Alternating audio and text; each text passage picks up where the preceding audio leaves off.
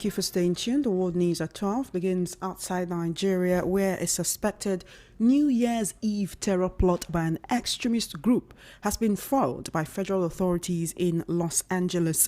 4 alleged members of the Total Island Liberation Front, an offshoot of a pro-Palestinian anti-government group, have been arrested on suspicion of planning a coordinated bombing attack in at least 5 locations across Southern California, according to the FBI and the LA law enforcement. The suspects were apprehended last week while traveling to the desert east of Los Angeles to test improvised explosive devices (IEDs). The FBI believes it has disrupted the plot, but an investigation to identify other potential suspects is ongoing. U.S. Attorney General Pam Bondi said on X that the agencies prevented far-left extremists from executing a massive and horrific terror plot. A surveillance plane captured footage of their movement, and the Los Angeles FBI SWAT team, along with the FBI, moved in and arrested the quartet without incident. The bombing plot involved explosive devices being planted at locations that targeted 2 U.S. companies described as logistics centers at midnight on New Year's Eve in the Los Angeles area. The group also allegedly discussed attacking immigration and customs enforcement agents and vehicles with pipe bombs in January or February, according to the complaints. Back home in Nigeria, residents were grouped by fear on Monday night as suspected bandits launched a deadly attack on Jege, a community in Yagba, East local government area of Kogi State. According to local sources, the assailant struck under the cover of darkness, abducting an unconfirmed number of residents. Details of the incident remain sketchy, and neither security agencies nor the state government are yet to issue any official statement. Residents described the atmosphere as tense, expressing growing concern over the rising insecurity in parts of the local government area. Community members have called for increased patrols and urgent intervention to prevent further attacks. Earlier on Monday, it was reported that the earlier brother of Mr. Tosin Oluokun, the chairman of Yagba West local government area, was abducted. The victim was kidnapped while working on his farm within Yagba West local government area. This latest attack underscored the persistent insecurity in the state, where farmers and other residents continue to face recurring cases of banditry and kidnappings. It was earlier reported that gunmen stormed the first Ekwa church in Ayetoro Kiri, Kaba, Bunu local government area, abducting at least 20 worshippers. Local sources said the assailant opened fire during the service, causing panic and forcing many congregants to flee, while some were seized and taken away through nearby bush paths. Residents described the church attack as chaotic, noting widespread fear and confusion as the community grappled with yet another violent episode.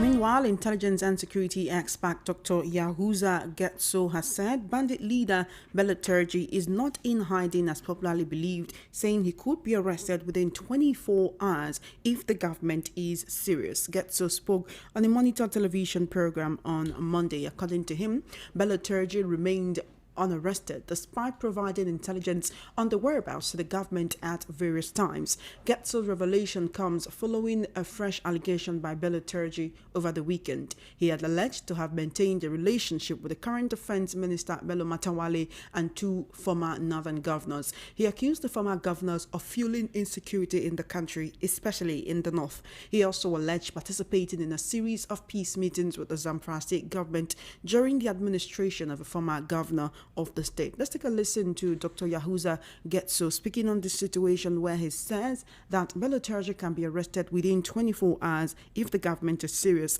about ending insecurity. I'm not surprised. I'm not surprised to hear this from the bandits, from those who were arrested. But first of all, we are still waiting to hear from the defense and all other security intelligence to provide the information to us to affirm that this video is a really investigation conducted by the military, because we saw the uniform of the military by the side, but we cannot affirm it because many things like this happened. But I'm not surprised, and I'm not disputing that members of Kwara state government or some unscrupulous elements within the Kwara state government, I may not affirm that Kwara state government is directly involved, but I can accept, I can agree, and it can easily, there are so many testable evidences that people within the system facilitated and participated. And you cannot tell me that this activity of the banditry, of the kidnappers and all other criminal activities that has been taking place over time, there is no hand, there are no complicit inside, there are no insiders, there are no compromises, there are no state saboteurs, and there are no negligence. But why do we really have, the question is, do we really have a responsible government? If we have a responsible government, could have been able to fish out who are these guys and why are they responsible. All right, Dr. Awesu, who just finished speaking, made mention very clear that Bell-Liturgy is the most wanted. I don't believe that Bell-Liturgy is wanted, because Bell-Liturgy is not in any hideout. All right. I have said it time without number. I have provided relevant actions to have captured Bell-Liturgy long before now, but they have never been serious about it. If they are really serious, Bell-Liturgy can be apprehended within 24 hours. All right, that was Dr. Yahuza Getso speaking on insecurity in the country. Still on the world news at 12. In a recent development, Senate President Godswill Akpabio has dismissed claims that he collapsed and was flown to a hospital in London for treatment. Kenny Okolubo, the consultant on communications and strategy to the Senate President, said the claim about Akpabio's health was false. This comes amid a report on Monday by some news platforms that alleged the Senate President collapsed and was flown on a private jet to London for treatment. The news platforms allege that Akpabio collapsed on the 10th of this month and was rushed to London in a private jet owned by billionaire businessman Aliko Dangote. Now, it added that the development kept the Senate President away from official duties, including the Medium-Term Expenditure Framework, MTEF, and Fiscal Strategy Paper interactive session. Sahara reporters wrote that it was informed that Akpabio's condition is serious enough to warrant continued overseas medical care. It also wrote that a source had disclosed that this is the second time he's been rushed to London for treatment, raising fresh concerns about his health and capacity to continue leading the upper legislative chamber.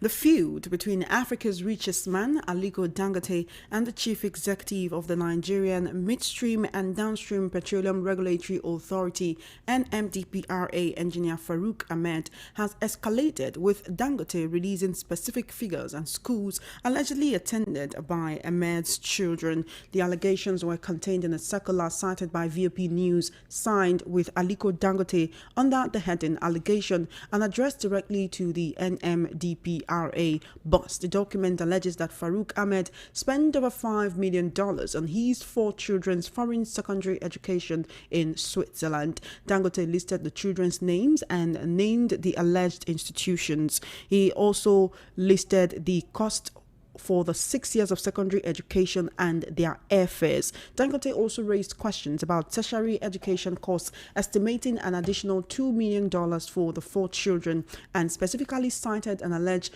$210,000 spent on one of the children's 2025 Harvard MBA. The financial claims coincide with Dangote's accusation that Farouk Ahmed is deliberately destroying Nigeria's economy by prioritizing imports over local refining. Using a harsh analogy during a recent public engagement, Dangote likened the regulatory actions to economic sabotage. Dangote demanded that a career public servant should account for such vast expenditure, stressing the contrast with the hardship faced by ordinary Nigerians. And now being joined by political, social and national affairs analyst Mr. Elvis Elimihele for the news analysis segment of the World News at 12 this afternoon. How are you doing today, Mr. Elvis? Thank you so much for joining us. Good afternoon, Choma. I'm fine. Good afternoon to you. Thank you for joining us today. Let's actually begin with this particular news story where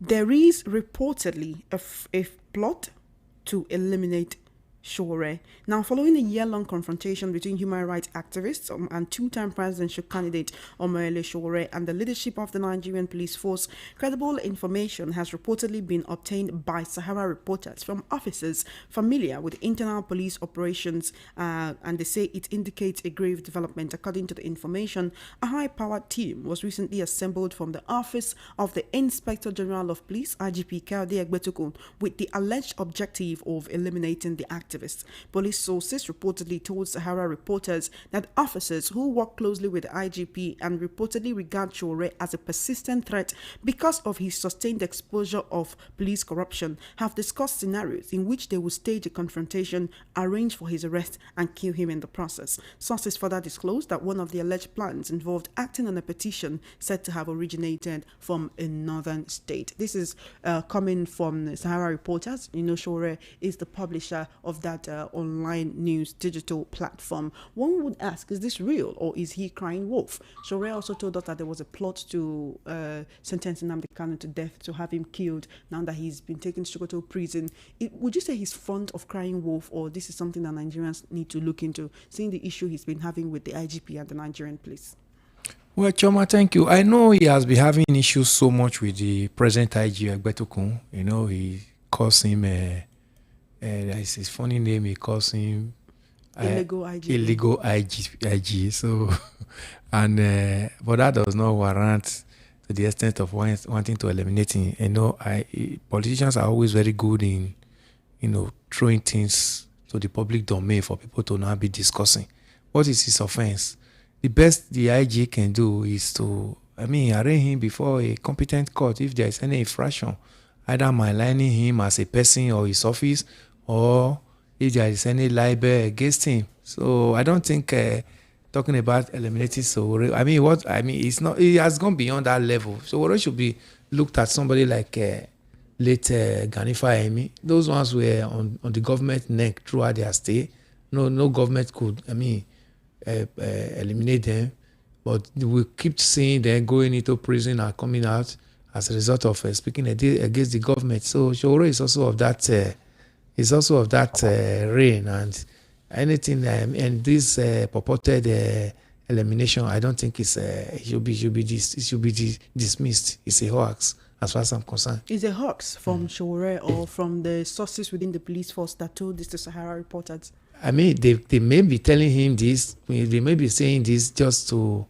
These are policemen wanting to gain one or two things. It's not just too easy to eliminate somebody like Sowore. He has become an international figure, and the world is looking at most of the things he's saying in Nigeria. Is some of the things that the international community is also helping us to unravel now, the insecurity, the corruption, and all that. So I don't think it's an easy thing for just somebody to just say you want to eliminate him. Let's not place so much on this, Choma. The whole world is looking at what he's doing in Nigeria, and Nigerians are also looking at what he's doing for us. All right, then let's quickly look at the issue between Dangote and the NMDPRA boss.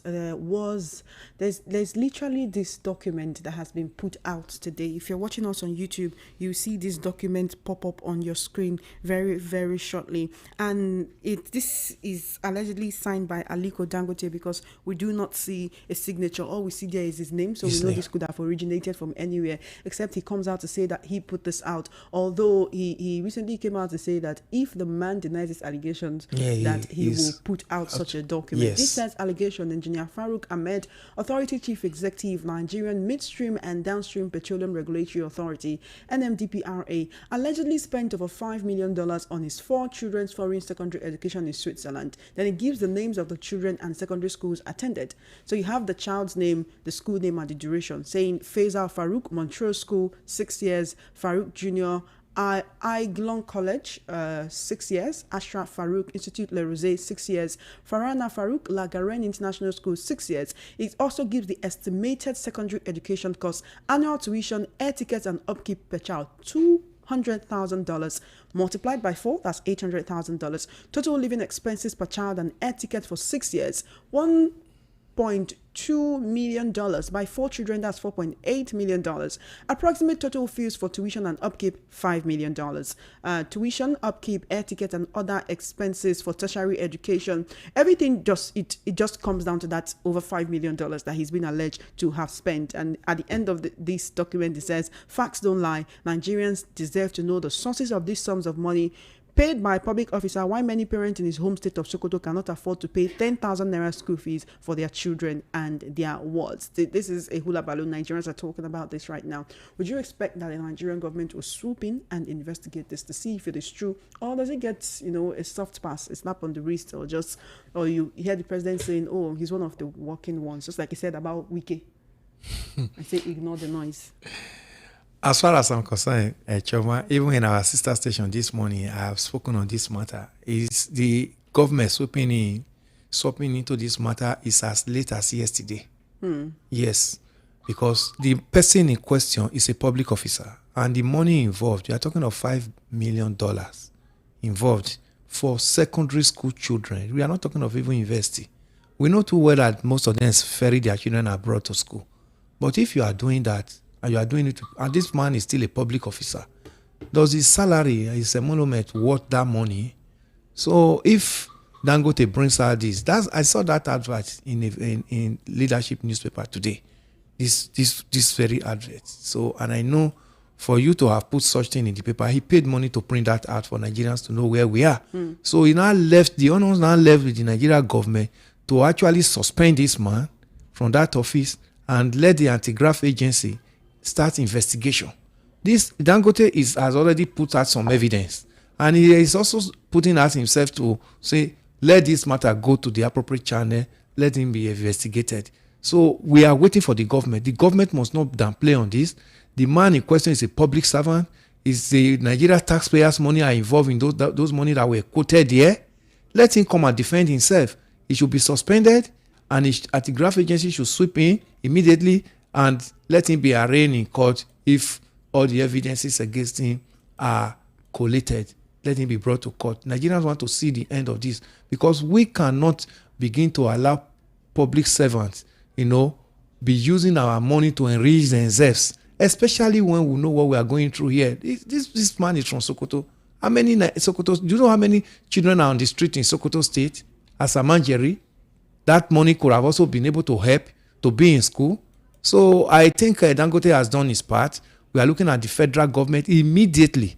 What happened to Betta Edu when an allegation of this nature, former Minister for Humanitarian Affairs, allegation of this nature was also mentioned in her office? She will also be meted at immediately on Farouk, so that Nigerians can see that this government is not paying lip service to fighting corruption, not just jamboree or making it like a media hype. We want to see actions on this matter. There are better facts now. The schools are mentioned, the names are. This is one of the Utah seasons now that Nigerians are not queuing to buy fuel, and also Nigerians are not paying exorbitantly for fuel. Even today, a new pump price has just come and reduced. We have not found it this way. Well, we have 47 licensed refinery that have not been able to come on stream. What is the problem with all this? Is it because of the stringent laws from this agency that is making them not to be able to come on stream? The federal government should look into this. If the federal government is actually sincere in wanting Nigerians to be liberated from all we have been going through in terms of energy in this nation, this is an opportunity. If it's this man that is sitting on the clog of all this refinery not being able to come up, he's not the only Nigerian that is qualified for that position. He should be kicked out. Let somebody else come in. He got this appointment in September 2021 under the former administration of President Buhari. Now, if he's feeling like, he's a lord, he's now a priest in a shrine, in that ministry, in that agency, somebody else can do that job. So, as far as I'm concerned, he should step aside, let proper investigation take place, and let's see the end of these evidences Dangote has brought out on this matter. If we're asking him to step aside, and yet the federal government or the government of the day is not asking him to do that, would you expect him to say, because of these allegations, let me step aside, even though no one is asking me to do that? Wouldn't that seem like an admission of guilt? Yes. If it was in a civilized world, by now he himself would have stepped aside on his own. in this part of the world, especially Nigeria, we don't do that. That's why we are calling on the federal government. If President Tinubu is actually sincere in telling Nigerians that he's fighting corruption, this is one of the cases that he's going to actually use to prove to Nigeria that he is doing something, not just stepping aside, but he should be prosecuted, because we are talking about public money there. This is Nigeria money. This is taxpayers' money. This man is still a public servant. Where will a public servant, talking of $5 million US, not my Nigerian naira, US for secondary school children? These are not university children. These are not university students. So, I mean, if by the time these children get to university, we'll be talking of trillions to put them in school. And at the end of the day, this same person will still be hanging around the corridor for government, to look for money, to pay school fees upfront for his children. It's not done. So a public officer must respect his office. Even if he doesn't want to respect his office, the government must bring him to align with the code and conduct of his office. This is unethical. Unfortunate. Let's quickly talk about Kenny Okolugbo, who's the consultant in communications and strategy to Senate President Godswill Akpabio, saying that the claim being made about the Senate President's health and collapse, it is false. There was a report yesterday, actually on different digital media platforms, that he actually collapsed on the 10th of this month. He was flown with a private jet out of the country. He was hospitalized, and that in fact he's terribly sick. He's been unable to join plenary sessions. But they've come out to say that indeed this is a lie. So anytime that a claim is usually debunked this way, one would always wonder, where did it originate from? Should we say that there are some mischief makers somewhere who just delight in spreading misinformation, in spreading fake news? Is there somebody somewhere that is wishing the Senate President bad to the extent of saying that he collapsed and he was rushed out? Or is this debunking? Is it actually the lie? Choma, in this part of the world, we always have a way of it's not my portion. Even when the portion is beating you, slapping you left, right, center, I would say it's not my portion. Now we have seen this one being denied.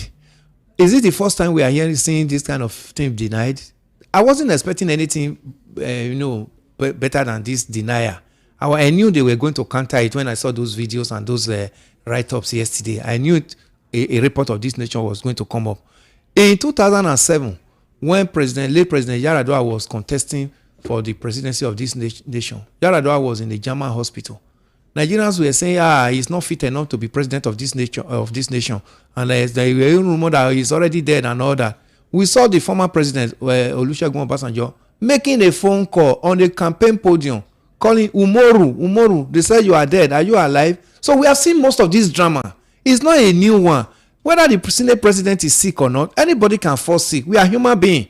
But that makes us different from angels. We are not angels. We are human beings. We can fall sick. But the issue is, what led to this, Choma? If a Senate President is sick and he's hospitalized in a decent Nigeria hospital, this won't have been story. It won't have been news, Choma. It became news because when you're not talking of being flown abroad in a private jet, that's where the news came in. What led to this? Because over the years, they've refused to do the needful.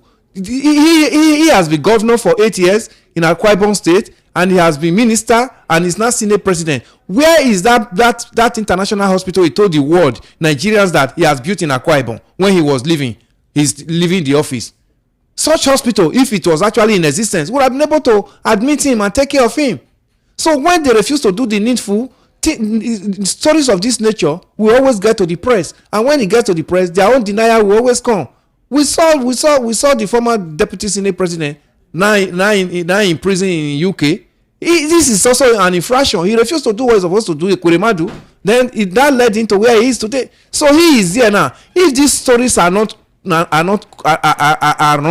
are not correct, then he still has 2 years in office to actually legislate and look for how to make Nigeria health system functional, work. How many officials of other countries of the world do you hear that traveled out of their country to go and seek medical tourism in another country?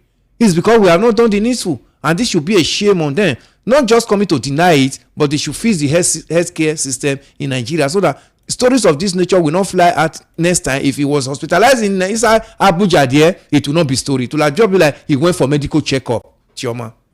Well, anyway, it's been debunked that he's not sick. He did not go for any. No, we are not praying for him to be sick, but what we are telling them to do is that they should fix Nigeria health system and use our own infrastructure and use so that we can begin to use our own doctors here and use our own equipment here to take care of everybody, both from the top to the bottom. Not that some selected few are able to get a jet to fly out, then I cannot even get a keke marua to get a health center in where I live.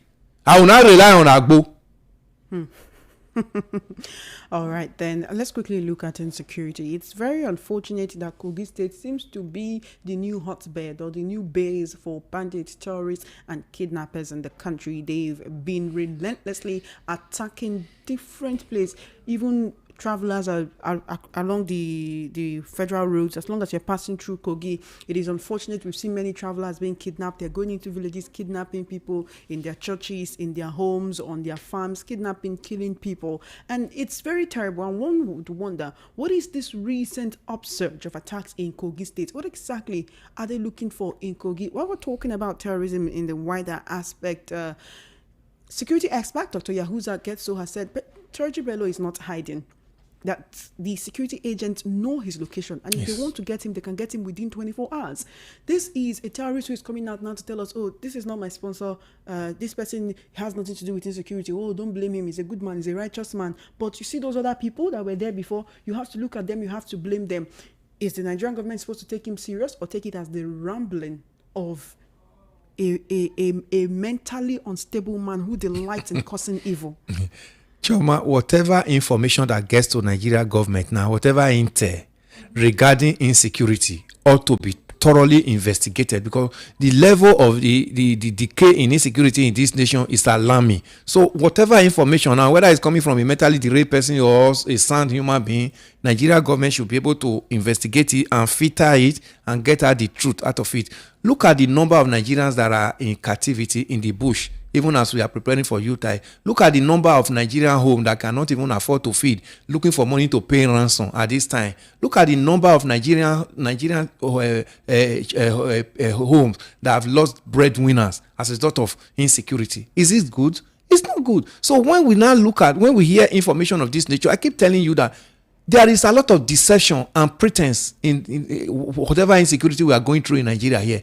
The big wigs, the who is who in Nigeria knows the origin of this insecurity. They know where it's coming from. They know those that are involved in it. Look at what you have just said. It's not different from what the present governor of Zamfara State keep telling Daud Alawa, keep telling Nigerians that they know where these people live and they know the people who are behind them, just that they don't have the means to actually attack them. That's what he has just echoed, that Bello Turji, that Nigeria government has now become a celebrity in the crime world, where he is living within 24 hours. If this government is actually serious, he can be fetched out and be tried. Unfortunately, the government will hear this, they will pay lip service and pay deaf ears to it.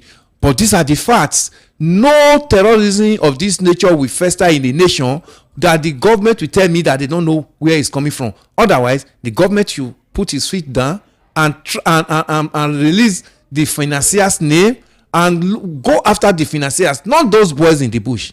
The financiers, if they are staff today, those boys in the bush, if they are staff of whatever they are enjoying in the bush, when their financiers are in government coffers, they are incarcerated, they are on trial, those boys will come out of that bush with whatever AK-47. If you don't put a bullet in that AK-47, it's just like a walking stick. It is no longer gone. It is bullet that made it different from walking stick. So the government must fetch out these financiers, and these financiers are dining and whining with the government. They are in politics, they are in the military, they are in business, they are even in government public services. So this is what we are talking about. For it to get to this level, and Nigerians are now being herded into the bush on daily basis. Look at the church. We had the church attack 2 weeks ago in Kogi, the Cherubim and Seraphim Church. Then we have Ekwa this Sunday again. Then we have another village you just read now. Every Sunday, you know that. Yeah, it has become a Sunday thing. There was an attack in Australia on Bundy Beach. Yes, on Sunday. Extremists, father and son. And they jump in. They were shooting people point blank, and that was during a Jewish holiday. Yes, right. And some people talk about how when the Christmas season, New Year, Easter is coming, you see renewed terrorist attack in some places, to the extent that France has sometimes they will cancel Christmas celebration, sometimes they cancel Easter celebration celebrations. They say if you want to celebrate in your Your home, home. don't gather outside. That some people even go to the extent of saying that when it is time for these Islamic holidays, you do not see these terrorist attacks happening, and that this thing is kind of like a religious and psychological welfare, whereby if they increase attacks during those kind of Christian or Jewish or other religious holidays, celebration, then people will now be it will now fizzle out of people's consciousness, whereby it will no longer be big celebrations that nations and countries can actually mark. Do you really think this is what's going on? Yeah, it is what is going on. You saw the attack that happened on the 7th of October in Israel. It was also a celebration of this nature. So we saw Mandala Catholic Church bombing in Nigeria on Christmas Day in this same nation. So if you put all this together, you know that what Trump is saying, Trump is not wrong. So that's the international terrorist networks have all agreed. Yes, it is just to destabilize during other religious holidays. Exactly. You saw what happened in Australia. Look at people are celebrating. Just came in. Then by the time Israel takes it up now with in collaboration with Australia government and say these people must be flushed out, you will not be hearing, oh, they are eliminating a certain race or they are eliminating a certain religion. But you also talk to your religion people. I know there are some elements here who are actually wanting to bring down the name of your religion. Why don't you? I expect as big as Saudi Arabia to begin to talk in this matter, because that is the headquarters of this religion in the world. Begin to talk on this matter. Begin to find a way to educate these people. Who are these riffraffs? Who are these rascals inside this religion? They are giving the religion a bad name. And so countries that practice that as a state religion should start speaking against it. So start speaking against it. Countries like Saudi Arabia, UAE, Turkey and all that, they should start talking about these extremists who are bringing down the name of their religion. Do you understand? Because you cannot expect that Christians are preparing for celebration now. Then you hear that they are being attacked. Then I mean, how do you reason that? We have seen churches, the level of churches being attacked recently now in Nigeria. How do you not reason such thing? So when Trump says this thing that is a systemic agenda to erase Christianity in some part of this world, you know, it's not too far from what we are witnessing on daily basis, Choma. All right, quite unfortunate. But one thing we'll continue to do is that as it affects us in Nigeria, we'll continue to call on our government so that they can do for the Nigerian people. Even as it is now, with all this, Choma, we expect that there is no way Christians will not celebrate the birth of Jesus Christ come within this period. Then the government of Nigeria now, knowing fully well what we are facing, should be able to start stepping up security surveillance now and patrol and whatever to make sure that Christians are given that conducive atmosphere, environment to celebrate. It's just once in a year. They must do this because this recurring decimal, we should not hear stories on Christmas Day or on Boxing Day that, churches or people were attacking in a phone, people seeking phone in respective phone centers. The government must know now that they have a duty and a responsibility. Even if the IG is talking of Sowore or whatever, this is his responsibility. And all the security paraphernalia, we must pull head together now and secure Nigerians within this period. From now till New Year and even into the New Year, before maybe we are expecting that maybe by the New Year, the American government and the Western Allied will come to our rescue. So, but they have to do the needful at this period. Thank you so much, Mr. Elvis Lemihele, for your perspective and your analysis on the world news at 12 this afternoon. Thank you for joining us. It's my pleasure, Choma. Enjoy the rest of your day, sir. You have been listening to the world news at 12 right here on Voice of the People 90.3 FM. Just before we wrap up, let's take a look at the top stories again. We heard that the FBI has foiled a New Year's Eve terror plot across Southern California. Bandit attacked Jege community in Kogi, abduct resident. Akpabio denies claims he collapsed and was hospitalized in London. And Dangote reveals details of corruption against NMDPRA boss. And that is a wrap on the world news at 12 on Voice of the People 90.3 FM. My name is Chioma Innocent. Good afternoon to you and thank you for listening.